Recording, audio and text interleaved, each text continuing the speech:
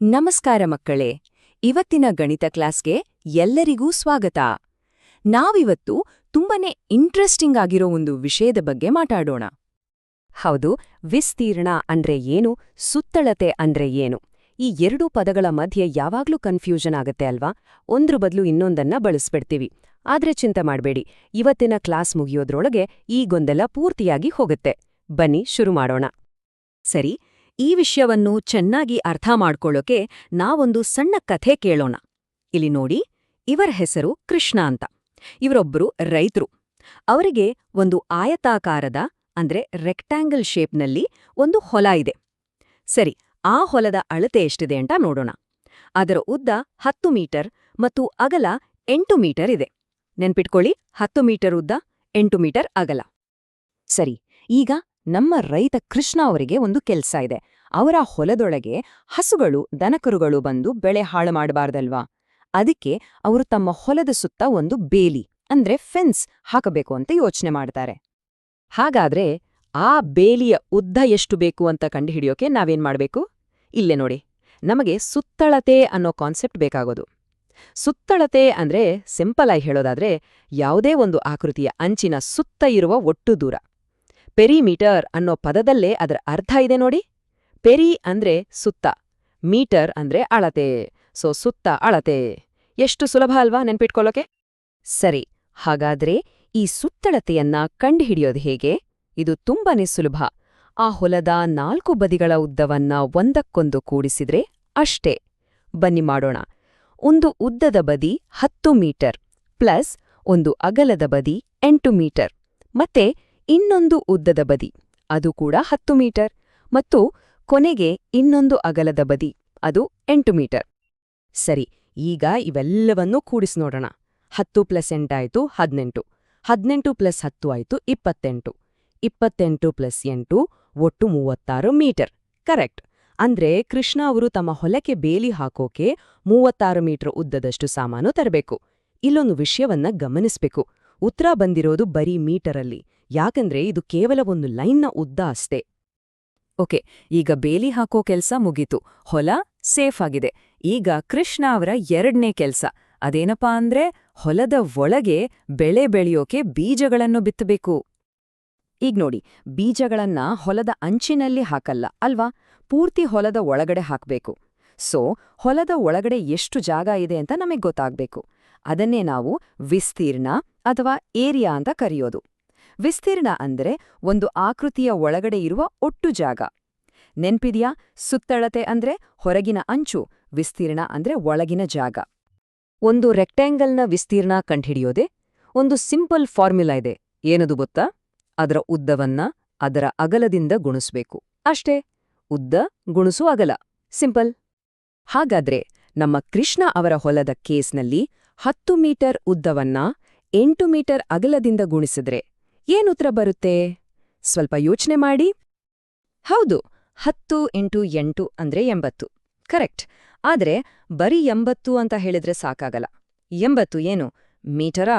ಇಲ್ಲ, ಇದು 80 ಚದರ ಮೀಟರ್ ಅಥವಾ ಸ್ಕ್ವೇರ್ ಮೀಟರ್. ಇದು ತುಂಬಾನೇ ಮುಖ್ಯವಾದ ವ್ಯತ್ಯಾಸ. ಯಾವಾಗ್ಲೂ ವಿಸ್ತೀರ್ಣವನ್ನ ಚದರ ಅಥವಾ ಸ್ಕ್ವೇರ್ ಯೂನಿಟ್ಸ್ನಲ್ಲಿ ಹೇಳ್ಬೇಕು. ಯಾಕಂದ್ರೆ ಇದು ಉದ್ದ ಅಲ್ಲ, ಇದೊಂದು ಜಾಗದ ಅಳತೆ. ಸರಿ, ಈಗ ನಾವು ಸುತ್ತಳತೆ ಮತ್ತು ವಿಸ್ತೀರ್ಣ ಎರಡನ್ನೂ ಕಲ್ತಿದ್ದೀವಿ. ಈಗ ಇವೆರಡನ್ನೂ ಪಕ್ಕ ಇಟ್ಟು ಒಮ್ಮೆ ಕ್ವಿಕ್ ಆಗಿ ರಿವೈಸ್ ಮಾಡೋಣ. ಆಗ ಇನ್ನೂ ಚೆನ್ನಾಗಿ ಅರ್ಥ ಆಗತ್ತೆ. ನೋಡಿ, ಇದನ್ನೇ ಯಾವತ್ತೂ ಮರಿಬಾರ್ದು. ಸುತ್ತಳತೆ ಅಂದ್ರೆ ತಕ್ಷಣ ಬೇಲಿ ನೆನ್ಪಾಗ್ಬೇಕು. ಅದು ಹೊರಗಿನ ಅಂಚು. ಅದನ್ನ ಕಂಡುಹಿಡಿಯೋಕೆ ಎಲ್ಲಾ ಬದಿಗಳನ್ನ ಕೂಡಿಸ್ಬೇಕು. ಅದ್ರ ಯೂನಿಟ್ ಬರೀ ಮೀಟರ್. ಇನ್ನೊಂದ್ ಕಡೆ ವಿಸ್ತೀರ್ಣ ಅಂದ್ರೆ ತಕ್ಷಣ ಬೀಜಗಳು ನೆನ್ಪಾಗ್ಬೇಕು. ಅದು ಒಳಗಿನ ಜಾಗ. ಅದಕ್ಕೆ ಉದ್ದ ಮತ್ತು ಅಗಲವನ್ನ ಗುಣಿಸ್ಬೇಕು. ಅದ್ರ ಯೂನಿಟ್ ಚದರ ಮೀಟರ್. ಅರ್ಥ ಆಯ್ತಲ್ವಾ ವ್ಯತ್ಯಾಸ? ಸರಿ, ಈಗ ಪಾಠ ಕೇಳಿದ್ದಾಯ್ತು. ಎಲ್ಲರಿಗೂ ಎಷ್ಟು ಚೆನ್ನಾಗಿ ಅರ್ಥ ಆಗಿದೆ ಅಂತ ಟೆಸ್ಟ್ ಮಾಡೋಣವಾ? ಬನ್ನಿ, ಒಂದು ಚಿಕ್ಕ ಪಾಪ್ ಕ್ವಿಜ್ ಆಡೋಣ. ಎಲ್ಲರೂ ರೆಡಿನಾ? ಓಕೆ, ಮೊದಲನೇ ಪ್ರಶ್ನೆ. ಒಂದು ಕ್ಲಾಸ್ ರೂಮ್ ಇದೆ ಅಂತ ಅಂದ್ಕೊಳ್ಳಿ. ಅದರ ನೆಲ 10 ಮೀಟರ್ ಉದ್ದ, 5 ಮೀಟರ್ ಅಗಲ ಇದೆ. ಈಗ ಆ ಇಡೀ ನೆಲದ ಮೇಲೆ ಹೊಸ ಕಾರ್ಪೆಟ್ ಹಾಸ್ಬೇಕು. ಹಾಗಾದ್ರೆ ನಾವು ಕಾರ್ಪೆಟ್ ಅಂಗಡಿಯವ್ರಿಗೆ ಏನ್ ಹೇಳಿ ತರಬೇಕು? ವಿಸ್ತೀರ್ಣ ಕಂಡುಹಿಡಿಬೇಕಾ ಅಥವಾ ಸುತ್ತಳತೆನ? ಯೋಚನೆ ಮಾಡಿ. ಸರಿಯಾದ ಉತ್ತರ ವಿಸ್ತೀರ್ಣ. ಯಾಕೇಳಿ? ಯಾಕಂದ್ರೆ ಕಾರ್ಪೆಟ್ ಅನ್ನೋದು ನೆಲದ ಒಳಗಿನ ಜಾಗವನ್ನೆಲ್ಲ ಮುಚ್ಚುತ್ತಲ್ವಾ? ಅದು ನಮ್ಮ ಬೀಜಗಳ ತರಹ. ಸೊ ನಮಗೆ ವಿಸ್ತೀರ್ಣ ಬೇಕು. ಹಾಗಾದ್ರೆ ಎಷ್ಟು ಕಾರ್ಪೆಟ್ ಬೇಕಾಗುತ್ತೆ? ಲೆಕ್ಕ ಹಾಕಿ ನೋಡೋಣ. 10 ಮೀಟರ್ ಉದ್ದ ಗುಣಿಸು 5 ಮೀಟರ್ ಅಗಲ. 10 ಇಂಟು 5 ಅಂದ್ರೆ 50. ಹೌದು, 50 ಚದರ ಮೀಟರ್ ಕಾರ್ಪೆಟ್ ಬೇಕಾಗುತ್ತೆ. ಸರಿ, ಈಗ ಅದೇ ಕ್ಲಾಸ್ರೂಮ್ನ ಗೋಡೆಗಳಂಗ ನೋಡಿ. ಅದರ ಸುತ್ತ ಅಂಚಿನಲ್ಲಿ ಒಂದು ಡಿಸೈನ್ ಇರೋ ಬಾರ್ಡರ್ ಹಾಕ್ಬೇಕು ಅಂತ ಅನ್ಕೊಳ್ಳೋಣ. ಹಾಗಾದ್ರೆ ಈ ಬಾರ್ಡರ್ ಎಷ್ಟು ಉದ್ದ ಬೇಕು ಅಂತ ಕಂಡುಹಿಡಿಯೋಕೆ ಏನ್ ಮಾಡ್ಬೇಕು? ವಿಸ್ತೀರ್ಣನಾ? ಸುತ್ತಳತೆನಾ? ಇದರ ಉತ್ತರ ಸುತ್ತಳತೆ. ಕರೆಕ್ಟ್. ಯಾಕಂದ್ರೆ ಬಾರ್ಡರ್ ಅನ್ನೋದು ಗೋಡೆಯ ಅಂಚಿನ ಸುತ್ತ ಮಾತ್ರ ಬರುತ್ತೆ. ಅದು ನಮ್ಮ ಬೇಲಿಯ ತರಹ. ಸೊ ನಮಗೆ ಸುತ್ತಳತೆ ಬೇಕು. ಹಾಗಾದ್ರೆ ಬಾರ್ಡರ್ನ ಒಟ್ಟು ಉದ್ದ ಎಷ್ಟು? ನಾವು ಎಲ್ಲಾ ಬದಿಗಾರನ್ನ ಕೂಡಿಸ್ಬೇಕು. 10 ಮೀಟರ್ ಪ್ಲಸ್ 5 ಮೀಟರ್ ಮತ್ತೆ 10 ಮೀಟರ್ ಪ್ಲಸ್ 5 ಮೀಟರ್ ಅಂದ್ರೆ 10 ಪ್ಲಸ್ 5 ಅಂದ್ರೆ 15. 15 ಪ್ಲಸ್ 15 ಅಂದ್ರೆ 30. ಒಟ್ಟು 30 ಮೀಟರ್ ಉದ್ದದ ಬಾರ್ಡರ್ ಬೇಕು. ಸರಿ, ಈಗ ಕೊನೆಯ ಪ್ರಶ್ನೆ. ಇದು ಸ್ವಲ್ಪ ಟ್ರಿಕ್ಕಿ ಇದೆ. ನೋಡೋಣ. ಒಂದು ಲಾಡು ಡಬ್ಬಿ ಇದೆ. ಅದು ಚೌಕಾಕಾರದಲ್ಲಿ ಅಂದ್ರೆ ಸ್ಕ್ವೇರ್ ಶೇಪ್ನಲ್ಲಿದೆ. ಅದರ ಒಂದು ಬದಿಯ ಉದ್ದ 20 ಸೆಂಟಿಮೀಟರ್. ಹಾಗಾದ್ರೆ ಅದರ ಸುತ್ತಳತೆ ಮತ್ತು ವಿಸ್ತೀರ್ಣ ಎರಡನ್ನೂ ಕಂಡುಹಿಡಿಯಿರಿ.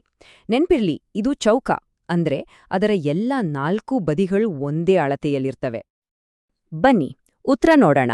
ಮೊದಲಿಗೆ ಸುತ್ತಳತೆ. ಒಂದು ಬದಿ 20 ಸೆಂಟಿಮೀಟರ್ ಅಂದ್ರೆ 4 ಬದಿಗಳು 20 ಸೆಂಟಿಮೀಟರ್ ಇರುತ್ತೆ. ಸೊ 20 ಪ್ಲಸ್ 20 ಪ್ಲಸ್ 20 ಪ್ಲಸ್ 20 ಒಟ್ಟು 80 ಸೆಂಟಿಮೀಟರ್ ಆಯ್ತು. ಈಗ ವಿಸ್ತೀರ್ಣ. ಇದನ್ನ ಕಂಡುಹಿಡಿಯೋಕೆ ಉದ್ದ ಗುಣಸು ಅಗಲ. ಇಲ್ಲಿ ಉದ್ದನೂ 20 ಅಗಲನೂ 20. ಸೊ 20 ಇಂಟು 20 ಅಂದ್ರೆ 400. 400 ಏನು? ಚದರ ಸೆಂಟಿಮೀಟರ್. ನೋಡಿ, ಇಲ್ಲೂ ಯೂನಿಟ್ಸ್ ಎಷ್ಟು ಬೇರೆ ಇದೆ. ಒಂದು 80 ಸೆಂಟಿಮೀಟರ್, ಇನ್ನೊಂದು 400 ಚದರ ಸೆಂಟಿಮೀಟರ್. ಹಾಗಾದ್ರೆ ಇವತ್ತಿನ ಪಾಠದ 3 ಮುಖ್ಯವಾದ ಪಾಯಿಂಟ್ಸ್ಗಳನ್ನ ನೆನ್ಪಲ್ಲಿ ಇಟ್ಕೊಳ್ಳೋಣ. 1. ಸುತ್ತಳತೆ ಅಂದ್ರೆ ಬೇಲಿ, ಅದಕ್ಕೆ ಬದಿಗಳನ್ನ ಕೂಡಿಸ್ಬೇಕು.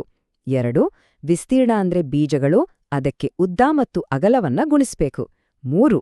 ಮತ್ತು ಇದು ತುಂಬಾನೇ ಮುಖ್ಯ, ಯಾವಾಗ್ಲೂ ಯೂನಿಟ್ಸ್ಗಳನ್ನ ಅಂದ್ರೆ ಮೀಟರ ಅಥವಾ ಚದರ ಮೀಟರ ಅಂತ ಕರೆಕ್ಟಾಗಿ ಚೆಕ್ ಮಾಡ್ಬೇಕು. ಸರಿ, ಕ್ಲಾಸ್ ಮುಗಿಸೋಕು ಮುಂಚೆ ಯೋಚನೆ ಮಾಡೋಕೆ ಒಂದು ಚಾಲೆಂಜಿಂಗ್ ಪ್ರಶ್ನೆ. ಒಂದು ಪರ್ಫೆಕ್ಟ್ ಚೌಕ ಅಂದ್ರೆ ಸ್ಕ್ವೇರ್ ಇದೆ. ಇನ್ನೊಂದು ಕಡೆ ಅದೇ ಸುತ್ತಳತೆ ಇರೋ ಆದ್ರೆ ಉದ್ದಕ್ಕೆ ತೆಳ್ಳಗಿರೋ ಒಂದು ರೆಕ್ಟ್ಯಾಂಗಲ್ ಇದೆ. ಇವೆರಡರಲ್ಲಿ ಯಾವ್ದ್ರ ವಿಸ್ತೀರ್ಣ ಅಂದ್ರೆ ಒಳಗಿನ ಜಾಗ ಜಾಸ್ತಿ ಇರುತ್ತೆ? ಇದ್ರ ಬಗ್ಗೆ ಯೋಚನೆ ಮಾಡಿ ನೋಡಿ. ಸರಿ, ಮುಂದಿನ ಕ್ಲಾಸ್ನಲ್ಲಿ ಮತ್ತೆ ಸಿಗೋಣ. ಎಲ್ಲರಿಗೂ ಧನ್ಯವಾದಗಳು.